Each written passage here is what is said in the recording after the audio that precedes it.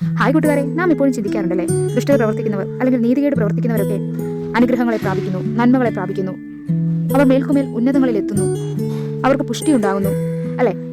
എന്നാൽ എന്താണ് ഇങ്ങനെയൊക്കെ എന്ന് നാം ചിന്തിക്കാറുണ്ട്. അപ്പോൾ അവർ ചെയ്യുന്നതാണോ ശരി, അവരുടെ വഴികളാണോ ശരി എന്നൊക്കെയും നമ്മൾ ആലോചിക്കാറുണ്ട്. എന്നാൽ തിരുവചനത്തിൽ പറയുന്നു, ദുഷ്ടന്മാർ പുല്ലുപോലെ മുളയ്ക്കുന്നതും നീതികേട് പ്രവർത്തിക്കുന്നവരൊക്കെയും തഴയ്ക്കുന്നതും എന്നേക്കും നശിച്ചു പോകേണ്ടതിനാവുന്നു. നമുക്കറിയാം, പുല്ല് വേഗത്തിൽ മുളച്ചു വരുന്നു അല്ലെ. അതുപോലെ ദുഷ്ടന്മാരുടെ വളർച്ചയും അനുഗ്രഹങ്ങളും നന്മയും ഒക്കെ അവർക്ക് വേഗത്തിൽ ലഭിക്കുന്നു. എന്നാൽ ആ നന്മകളൊക്കെ എന്നേക്കും നശിച്ചു പോകേണ്ടതിനാണ്. അവർ നിത്യനരകത്തിന് അല്ലെങ്കിൽ നിത്യനാശത്തിന് ഇടയായിത്തീരും. എന്നാൽ നീതിമാന്മാരോ? സദൃശവാക്യങ്ങളിൽ ഇങ്ങനെ പറയുന്നു, നീതിമാന്മാരുടെ ഭവനം എന്നേക്കും നിലനിൽക്കും, നീതിമാന്മാരുടെ ഭവനം തഴയ്ക്കും. അപ്പോൾ നാം ഇപ്പോൾ താഴ്ചയിലായിരിക്കാം ഇരിക്കുന്നത്, അനുഗ്രഹങ്ങളും നന്മകളും ഒന്നും ഇല്ലായിരിക്കാം. പക്ഷെ നമ്മുടെ അനുഗ്രഹങ്ങൾ നിത്യമായിട്ടുള്ള അനുഗ്രഹമായിരിക്കും, നിത്യമായിട്ടുള്ള നന്മകളായിരിക്കും. അത് നമുക്ക് നമ്മുടെ ദൈവം നൽകിയും തരും.